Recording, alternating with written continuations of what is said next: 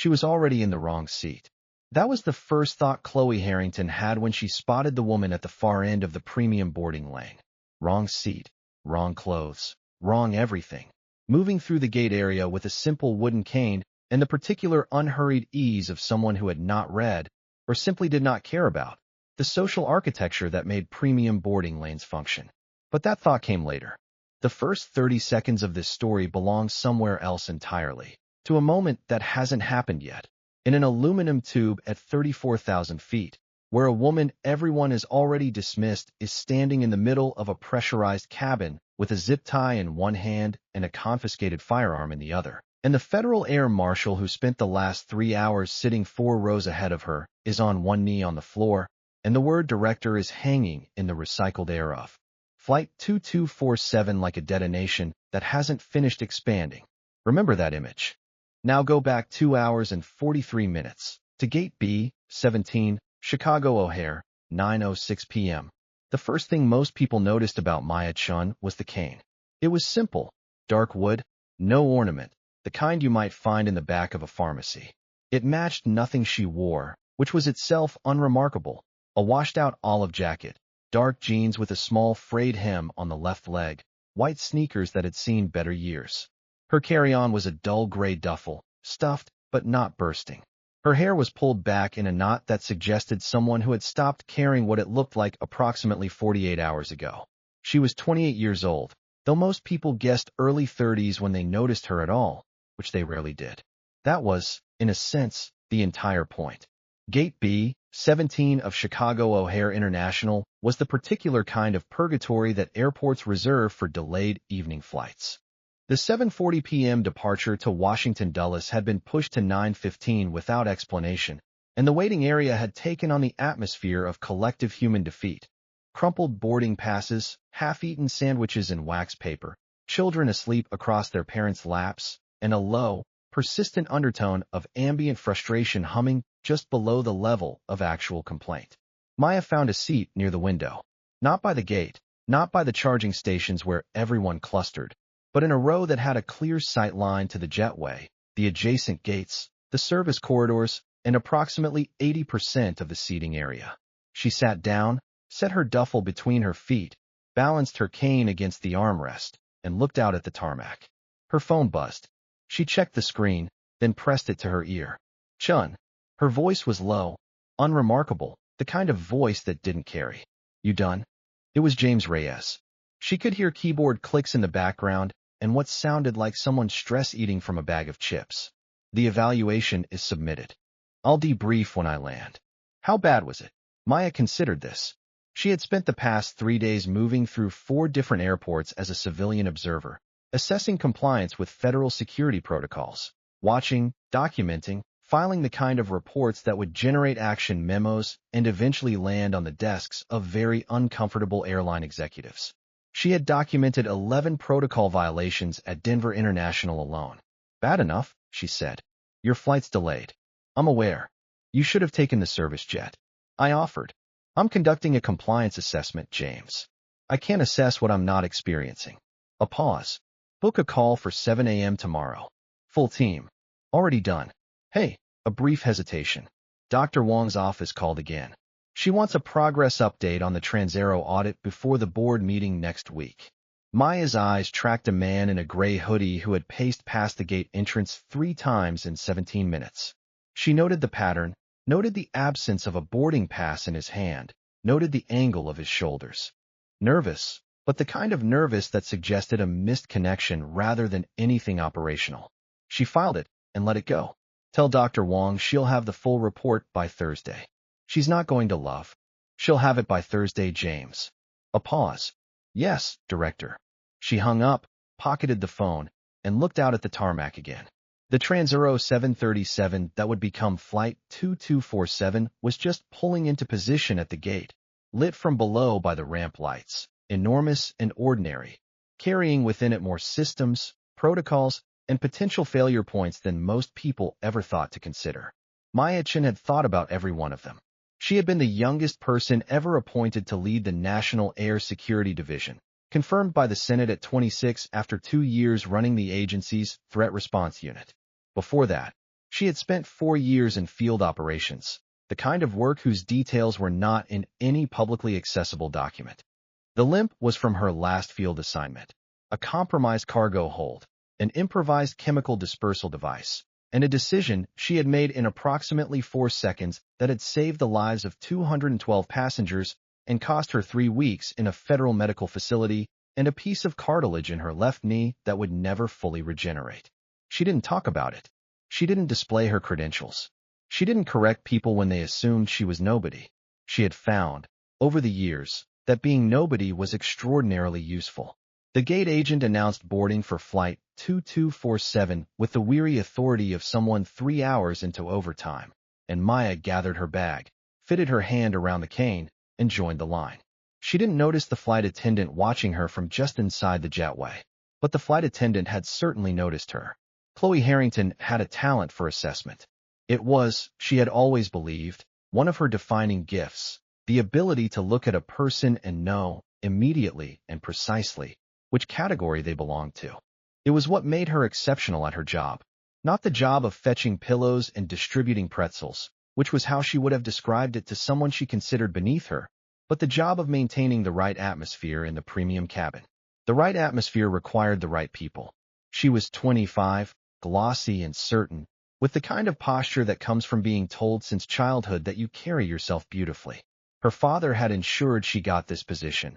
It wasn't a secret she particularly bothered to conceal, but she had long since convinced herself that the position was hers on merit. She was very good at it. She never forgot a premium passenger's name. She remembered dietary restrictions. She maintained an invisible but absolute social hierarchy within the cabin that ensured those worth impressing remained impressed. She watched Maya Chen limp up the jetway. The assessment took approximately 3 seconds. Worn jacket, fraying jeans, drugstore cane, no designer, anything visible anywhere. A carry-on that looked like it had been purchased at a surplus store. The woman looked like she had been sleeping in airports. Chloe glanced at the boarding pass scanner. Economy class. Of course. Row 12, seat B. Row 12 was in the premium economy section, just behind the premium cabin divider. Close enough to cause friction, in Chloe's experience, with passengers who got ideas. She stepped forward as Maya reached the cabin entrance. Boarding pass. Chloe's voice was professionally pleasant. Maya handed it over without looking up. Chloe scanned it, glanced at it, and then, with the precision of someone who had made this calculation many times, produced the smile that didn't reach her eyes. Row 12B. That's going to be, oh. She tilted her head, letting her gaze move slowly from Maya's cane to her jacket to her face in a way that was not particularly subtle. I'm sorry, this is the premium boarding lane. You do understand that this section is for premium passengers? I have a premium economy ticket, Maya said. Her voice was even. Right, of course. Premium economy. The slight pause before the word economy was precisely calibrated. Sandra Mills, the senior cabin crew manager passing behind Chloe with a service card, caught it and allowed herself a small smile.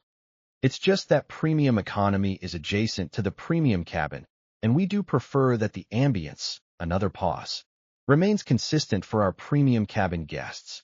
Maya looked at her. I have a seat assignment. Of course you do. Chloe's smile intensified.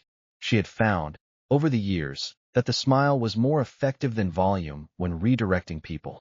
I'm just going to see if we can find you something a little more comfortable at the back. Given your situation. She gestured vaguely at the cane. My situation is a valid ticket for row 12. Something shifted in Chloe's expression. Behind it was a very old calculation. This woman has no power here, and I do, and I can do whatever I want. I'm going to be very direct with you, Chloe said, lowering her voice just enough to make it feel private, while keeping it audible to the passengers settling into adjacent seats. This is a premium section. The people here have paid for a certain experience. I'm sure you understand that you, the way you look, is going to create a certain impression, and frankly, it's not the impression we're trying to maintain. A breath. You look like trash wandered in from the wrong gate. She said it quietly, almost politely. Silence. Mrs. Eleanor Liu, seated in 10D, had been pretending to read her paperback novel for the past 45 seconds. She was not reading it. She was listening, and what she heard made her set the book very carefully in her lap and look up, her bright eyes sharp, and still. In the fourth row of the premium cabin, a man in a plain gray t-shirt and dark trousers looked up from his phone. To anyone watching, he was just another passenger. To anyone who knew what to look for, the way his eyes moved from Chloe to Maya and then made a quiet inventory of the cabin would have communicated something specific. His name was Derek Walsh. He was a 14-year veteran of Federal Air Security. The particular quality of his stillness right now was the kind that preceded professional action. But he wasn't there yet. What Chloe had done was ugly, cruel, and almost certainly in violation of at least 3 Trans-Aero service policies. It was not, technically, a federal matter. Not yet. Chloe Harrington, misreading Maya's silence as capitulation, pressed her advantage. Why don't we get you settled in 34F? It's a lovely seat. Nice and quiet at the back. Much more, a deliberate pause. Appropriate. She was already turning away, already moving on, already not looking at Maya Chun at all. Maya looked at her for one more long, unhurried moment. Her face showed nothing. No anger, no humiliation, no tears, which Chloe had half expected and would have found satisfying. There was only something in her eyes that was, for those who might have thought to examine it carefully, more unsettling than any of those things. A quality of stillness, of assessment, of something being noted and filed. 34F, Maya said. Perfect, said Chloe. Maya walked down the aisle. Slowly, because of the cane. She passed Mrs. Liu, who looked up at her with an expression of helpless outrage, and Maya gave the elderly woman the briefest acknowledgement. Not quite a smile, not quite a nod, but something in between that said, I see you too. She found 34F. Window seat, last row, adjacent to the lavatory. She lifted her duffel into the overhead bin, one-handed, with a fluid economy of motion that someone paying close attention might have found worth noting. She settled into the seat. She did not look angry. She looked, to any observer, like someone who had just accepted a small, ordinary humiliation and would go on to forget it by morning. She pulled a slim folder from her bag, opened it to the first page, and began to read. The folder was stamped, on its inside cover, with a designation that would have meant nothing to anyone on this plane. SD Director Eyes Only. Trans-Aero Airlines, Systemic Compliance Review, Preliminary Findings. She read it with the focused attention of someone who already knew what was in it, and was simply deciding what to do about it.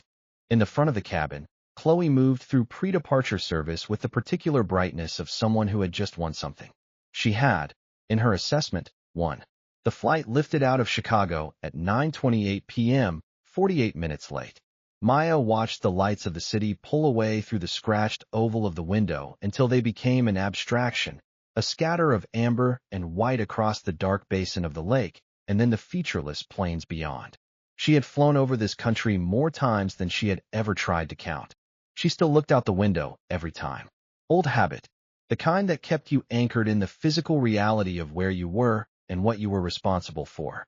She knew, for instance, that Flight 2247 was a Boeing 737-800 carrying 159 passengers, a crew of 6, and, based on the filed manifest she had reviewed before leaving the field, one Federal Air Marshal, Senior Marshal Derek Walsh, assigned to this flight as part of a routine coverage rotation.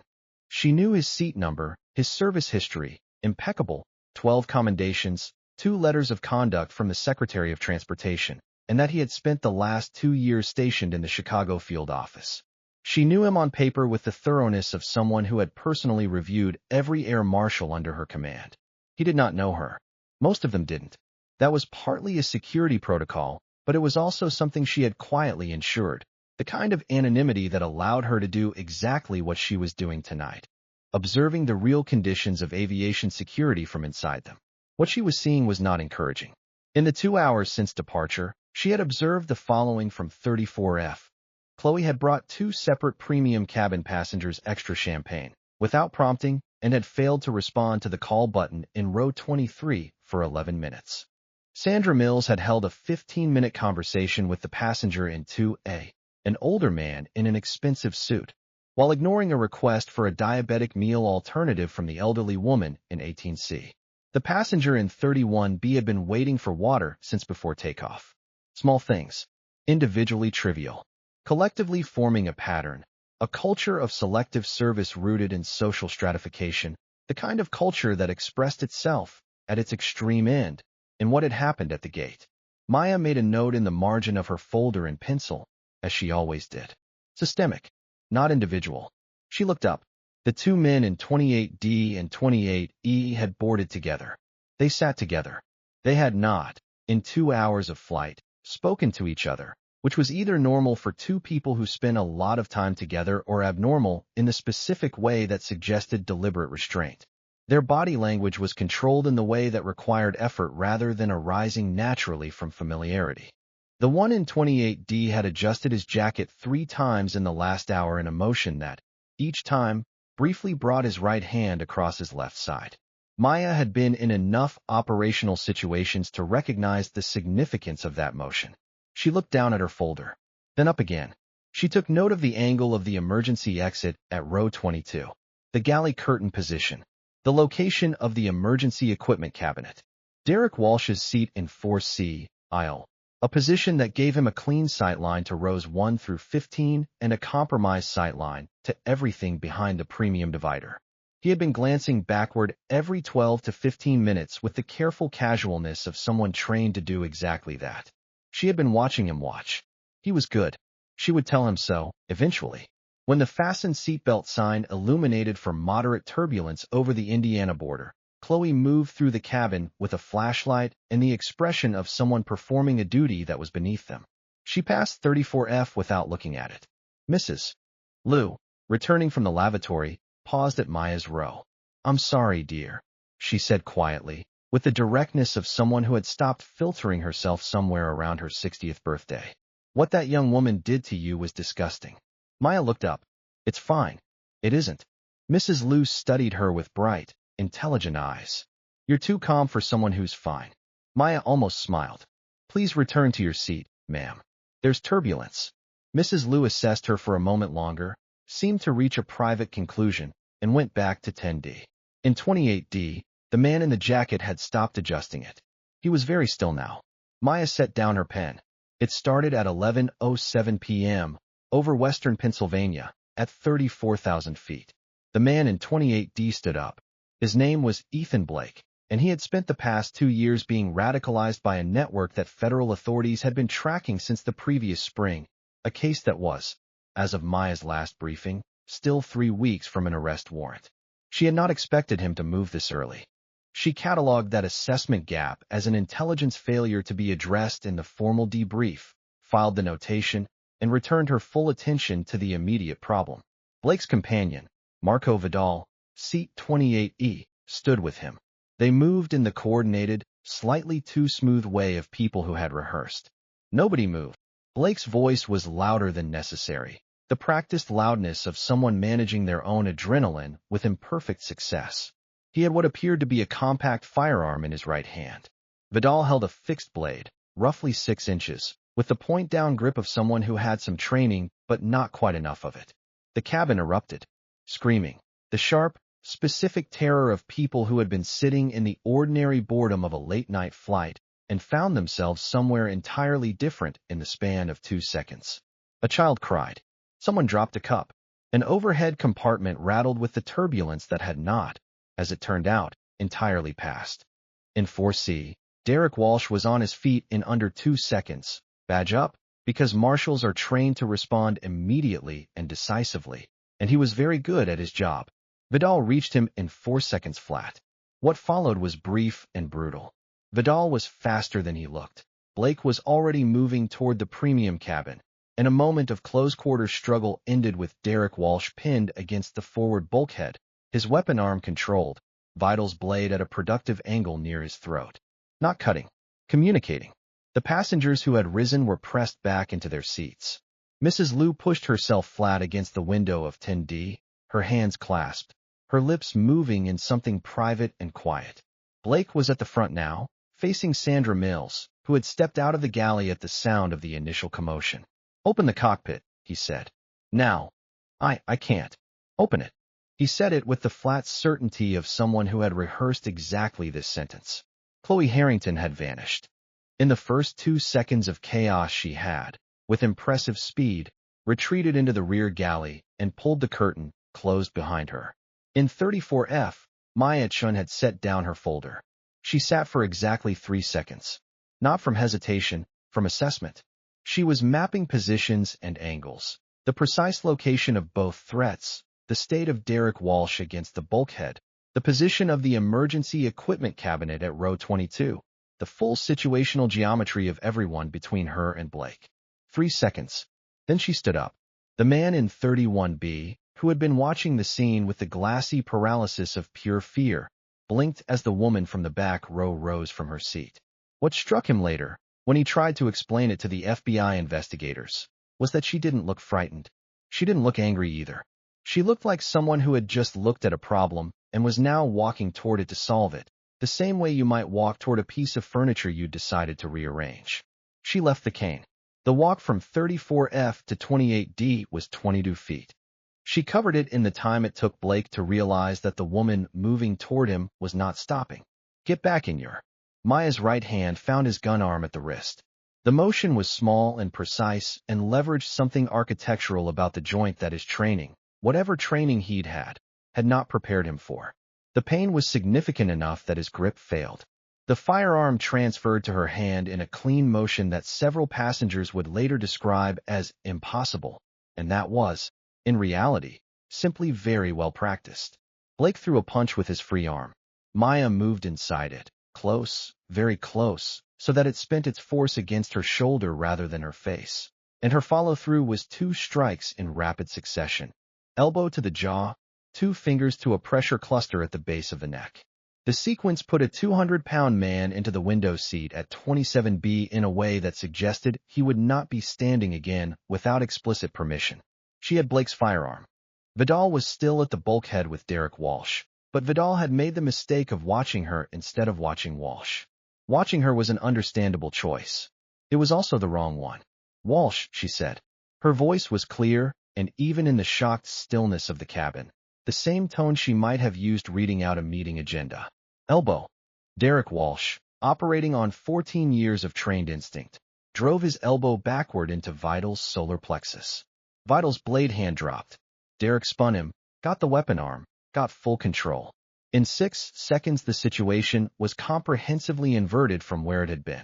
Maya walked forward and extended Blake's confiscated firearm toward Derek. Grip first, safety on, magazine checked in the same motion. He took it. He stared at her. She had a slight sheen of exertion on her face. Otherwise she looked exactly as she had in 34F, same jacket, same worn jeans. The frayed left hem. She had been standing for approximately 45 seconds. Secure them, she said. Zip ties in the emergency equipment cabinet at 22B. Protocol 2247. B specifies cable tie assembly, lower left compartment. She turned toward the closed cockpit door and raised her voice just slightly.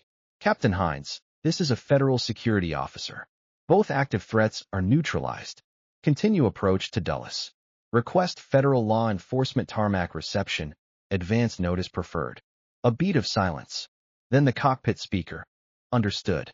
Who am I speaking to? Maya reached into the inside pocket of her olive jacket. She withdrew a badge wallet, flipped it open, and held it toward the security camera mounted above the cockpit door. The small eye that most passengers didn't know existed. A longer pause. Then, yes, ma'am. Beginning descent. ETA 41 minutes. Derek Walsh, kneeling over Ethan Blake with a zip tie in his hands, looked up at her. The cabin was quiet. Not the comfortable quiet of a normal late-night flight. The quiet of a place that had gone somewhere terrible and come back, and was now sitting with the particular blankness of acute collective stress. A few passengers were crying softly. Most sat with their hands in their laps, staring forward. The man in 31B had not moved from the moment Maya stood up. Mrs. Liu, in 10D, had her rosary between her fingers.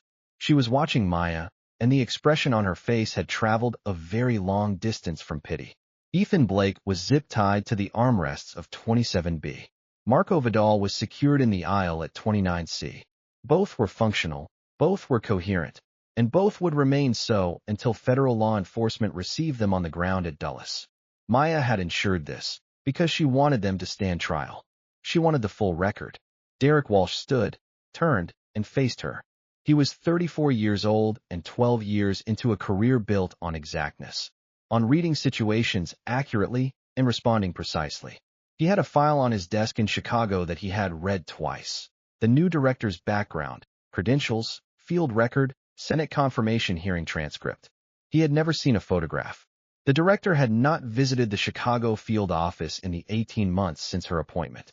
To Derek Walsh, she was a name on protocols and a signature on memos and an abstract federal authority that had twice in the last year updated procedure in ways he had found, if he was honest, genuinely impressive.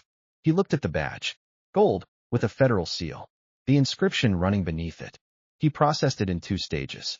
First, the authentication markers he had been trained to recognize. The microprint on the secondary seal. The specific weight and finish of the credential housing. Both correct. Second, the name engraved beneath the seal. Maya Chun. He had written that name at the bottom of 17 reports in the last 18 months.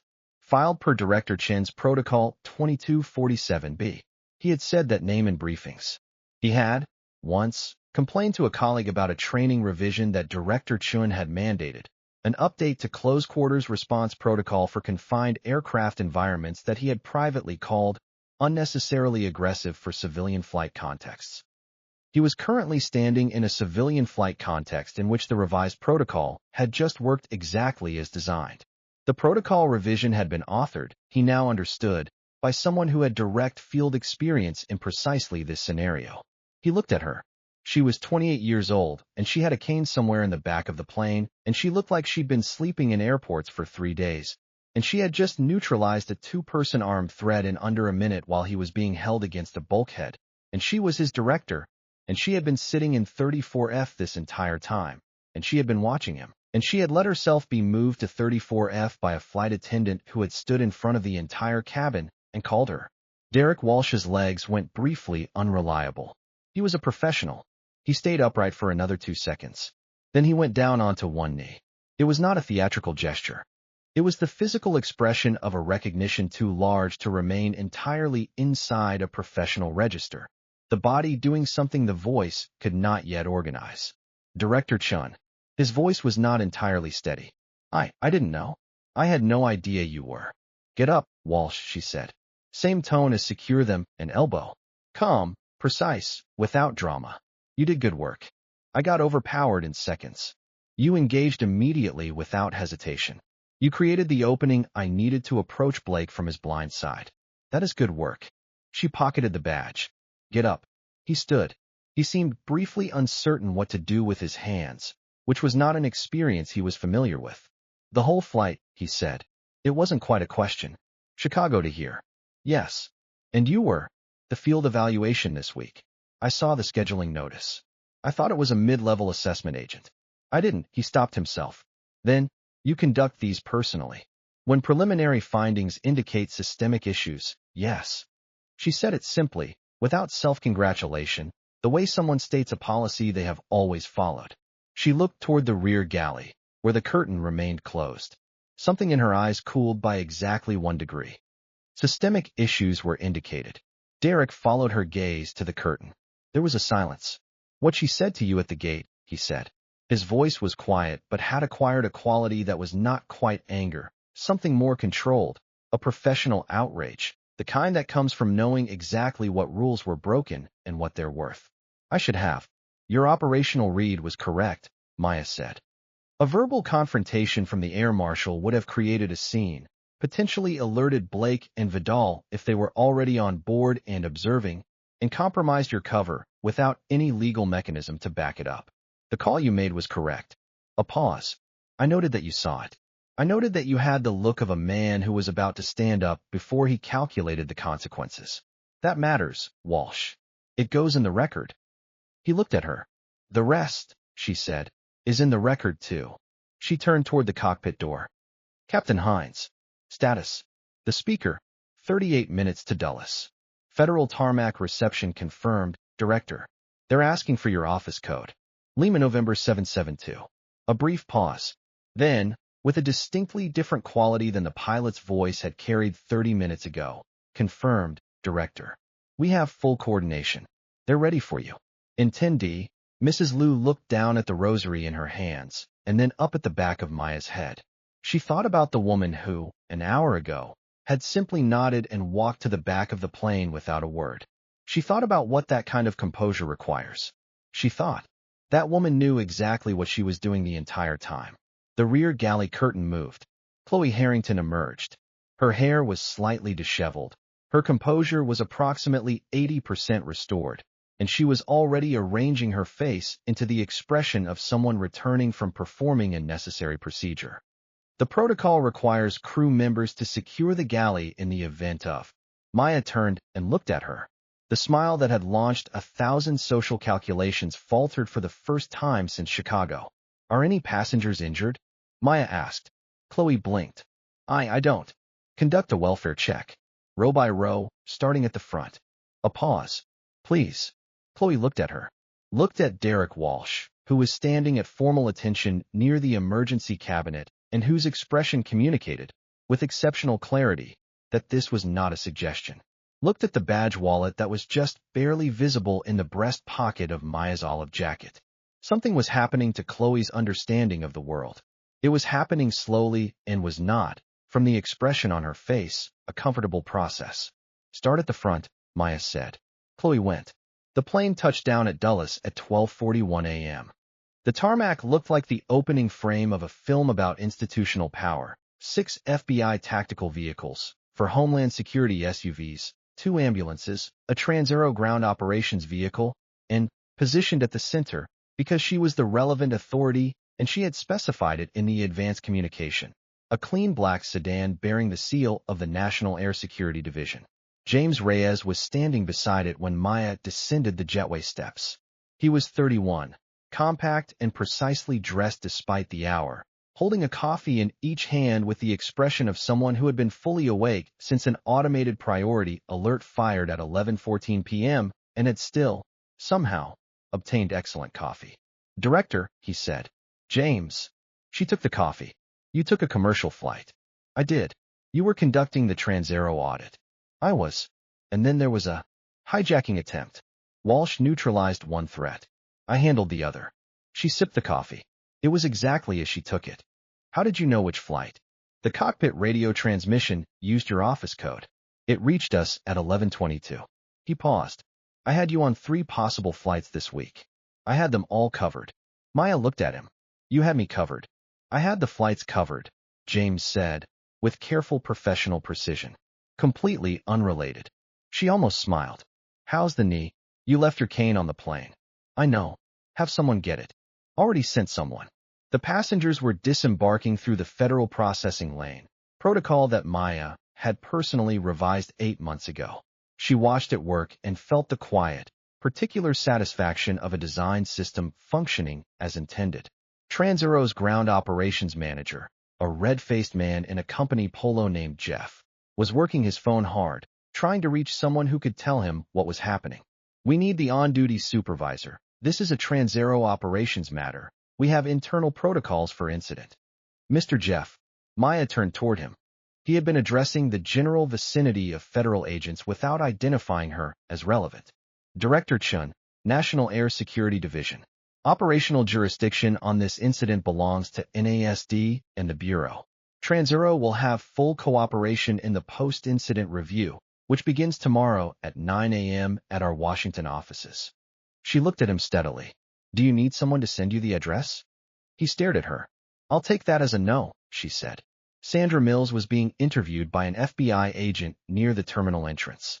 She kept glancing toward Maya with an expression that was working its way through several stages of comprehension, each one appearing more distressing than the last. Chloe Harrington stood with the flight crew group at the perimeter of the processing area. She still wore her uniform. Her arms were crossed against the cool Virginia night air, and she had the look of someone waiting to be reassured, by her father, by a company lawyer, by anyone, that this was going to be fine. Her phone buzzed. Victor Harrington, call me. Now. She stepped away from the group. What's happening? Victor's voice had the controlled tension of a man already 3 calls deep into a crisis. There was a security incident. A hijacking attempt. The FBI's here, Homeland's here. She kept her voice low, watching Maya across the tarmac. There's a woman. I don't know who she is, but everyone is deferring to her. Every federal officer out here. The ground crew. Everyone. A silence. Dad. What woman? Some federal agent. She was on my flight. Chloe watched Maya standing at the center of the tarmac, receiving reports, issuing quiet instructions, entirely and obviously in charge. She was in the back of the plane. A longer silence. Then, tell me exactly what you said to her. At the gate. Chloe opened her mouth, closed it. Victor Harrington had been running Transaero Airlines for 11 years. He had navigated federal regulators, aviation security boards, congressional subcommittees. He knew the regulatory landscape with the thoroughness of someone whose livelihood depended on it. He knew the names of the people who had authority over it. Chloe. His voice had changed. Her name. What's her name? Chin something. I didn't. Is her first name Maya? The silence that followed was different from all the previous silences. It had a quality of weight. Dad, go find the senior FBI agent on the ground, Victor said, his voice now entirely controlled in the specific way that meant the situation was very bad. Tell them you want to cooperate fully. Don't say anything else. Don't explain anything. Don't, he stopped. I'm calling the lawyers. Chloe lowered the phone. Across the tarmac, Maya, Chun was not looking at her. Maya was reading a report James had brought out from the operations vehicle, a coffee in one hand, her pen in the other, her expression that of someone with a significant amount of work left to do before morning. She had not glanced in Chloe's direction since emerging from the jetway. That was, in its own way, the most unsettling thing Chloe Harrington had ever experienced. The debrief ran 2 hours. Maya conducted it in the NASD Mobile Operations Unit parked on the tarmac, a converted transit van smelling of server equipment and black coffee, which James had equipped with everything she'd need before she'd thought to ask. She went through it with methodical thoroughness. The intelligence timeline failure regarding Blake's activation schedule, the security gaps she'd observed during the flight, the crew response protocols that had and had not been followed, Derek Walsh's conduct, commendable, she noted, 3 separate times in language that would appear directly in his file, and the precise sequence of the incident itself. She was exhaustive and completely without self-congratulation. Those who knew her understood this was characteristic. At 2:15 a.m., she looked up from the transcript. James. The flight crew. Chloe Harrington, 25, lead flight attendant, 3 years with Transaero. James said it with the particular care of someone delivering information he is certain is already known. Father is Victor Harrington, CEO, Transaero Airlines. Sandra Mills, 44, cabin crew manager, 9 years. Their conduct during the incident. Mills complied with the hijacker's initial demands without initiating any safety protocol communication. Harrington retreated to the rear galley and remained there for 22 minutes. James checked his tablet. Federal Crew Conduct Code requires active passenger welfare maintenance during security incidents unless crew members are under direct personal threat. Neither Mills nor Harrington was under direct personal threat at the time of their respective failures. And the verbal conduct at boarding, noted by 3 passenger witnesses. Mrs. Eleanor Liu provided a full written account. 2 additional passengers submitted statements. Walsh included it in his independent incident report, flagged as an ADA-adjacent conduct concern. James looked up. He filed that on his own initiative, while he was still on the plane. Maya was quiet for a moment. I'm not pursuing personal charges, she said. No one thought you would. The federal record will speak for itself. She closed the transcript folder. The Transaero compliance findings go to Dr. Wang's office Thursday, as scheduled. The behavioral conduct section stays in. The crew conduct during the incident is a separate appendix. I want it clearly labeled. She stood.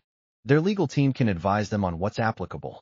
Victor Harrington engaged outside counsel approximately 90 minutes ago, James said. 3 partners. Good, Maya said. They'll have substantial reading material. She stepped out of the van. The tarmac had settled into the quieter machinery of a scene's long administrative tail, statements still being collected, vehicles repositioning, the FBI's incident coordinator reviewing a checklist under a portable light. The dramatic part was over. What remained was the part that actually changed things. Derek Walsh was waiting near the terminal entrance. When Maya approached, he straightened to a formality that was not quite a military posture but contained the memory of one. Walsh. Director. She studied him. Tired. Slightly disheveled. The reasonable consequences of having been thrown against a bulkhead by a trained combatant. He was looking at her with the expression of someone in the process of recalibrating a significant number of professional assumptions and managing it with more grace than most people would. Your conduct was correct, she said. You engaged without hesitation. You created the position I needed. You secured the secondary threat, and your post-incident report was accurate, complete, and filed within 11 minutes of landing. A pause. You'll receive a formal commendation. I'm writing it personally. He opened his mouth. I know you want to apologize, she said. I should have. Your operational calculation was correct. A visible intervention from the air marshal over a verbal service dispute would have created a scene, potentially compromised your cover, and provided no legal mechanism to enforce an outcome. Her voice was even, but something in her eyes was more direct. That said, Walsh, I noted that you watched. That you saw exactly what she was doing. That you had the look of a man who was deciding whether the operational cost was worth it. A very slight pause. That matters. It goes in my notes. Derek Walsh said nothing. The expression on his face suggested he was finding this conversation more emotionally significant than professional convention comfortably permitted. Get some sleep, Maya said. FBI debrief at 9. Yes, ma'am. She turned to go. Director. He said it before he'd made the decision to say it. She stopped, turned her head slightly. He took a breath. In the office, in Chicago, there's been a lot of speculation about what you'd be like. What kind of director? Everyone had theories. He paused. Nobody guessed. He gestured, somewhat inadequately, at the entire scope of what had occurred in the last 3 hours. Maya looked at him for a moment. Good, she said. She walked toward the sedan where James was holding the door, the cane, retrieved from seat 34F and waiting in the back seat, leaning against the window. She didn't look back. The Trans-Aero Compliance Review report arrived on Dr. Patricia Wong's desk on Thursday morning. 104 pages. The behavioral conduct section was 31 pages. The appendix on Flight 2247 crew conduct was 11 pages and did not use the words cowardice or cruelty anywhere, because Maya Chun was precise with language, and those were not precise enough. It used words like non-compliance, documented discriminatory service pattern, and failure to maintain required passenger welfare protocols under active threat conditions. Those words, as it turned out, were sufficient. The Federal Aviation Security Board convened an emergency session the following Monday.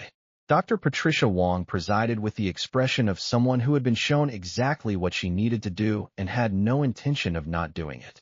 Victor Harrington resigned as CEO of Trans-Aero Airlines 48 hours after his attorneys finished reading the compliance findings.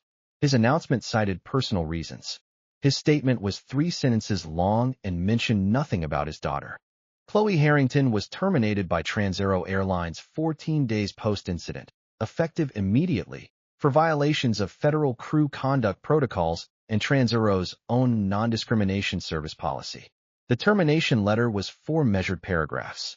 None of them referenced her father. She applied to 4 other carriers in the following 5 weeks. All 4 declined. Aviation industry regulatory conduct flags, as it turns out, are visible across carriers. They were likely to remain visible for some time. Sandra Mills received a formal conduct warning and a mandatory full retraining requirement, administered by an NASD-certified compliance officer over 3 days in February. She kept her position. Maya had not advocated against this. Maya had advocated for the warning and for the training, because there was a specific difference, and she was precise about differences. Trans-Aero Airlines was assessed $4.7 million in federal compliance fines across 11 categories of violation, including 8 ADA accessibility failures and 3 documented discriminatory service pattern findings. The fines were levied by the Federal Aviation Security Board under statutory authority that had been substantially expanded by legislative advocacy from the director of the NASD 22 months prior. Dr. Patricia Wong called Maya's office on Friday afternoon. This is an extremely thorough report, she said. It was an extremely thorough audit, Maya said. A pause. You were on that flight, Chun. You were the one who was. It was a routine field evaluation, Dr. Wong. The findings stand on their own. A longer pause. You know what I think of you. I'd prefer you save it for the board meeting on Tuesday. Patricia Wong made a sound that was, possibly, a short laugh. Be there in person. I'll be there. She hung up, looked out her office window at the Potomac, visible in the distance as a gray-silver line between the federal buildings. Open the next file. She had 4 audit reviews, a congressional briefing, 2 protocol revision proposals, and a performance commendation to write personally for a senior air marshal in Chicago who had, under difficult circumstances, done his job and then done something more than his job. She picked up her pen. Outside the window, a plane climbed north over the river, catching the afternoon light on its underside, and was gone. 3 months after Flight 2247. The gate was B-23 at Denver International, and the departure was the 6:45 a.m. to Seattle, and Maya Chen was third in line because she had stopped for coffee and had consciously chosen not to feel guilty about it. She had the cane today, the same simple darkwood one, retrieved from 34F by a conscientious field agent who had delivered it to her Washington office with a note that said per Deputy Director Reyes's instruction in James's handwriting, which had been thorough enough to include the original overhead bin number.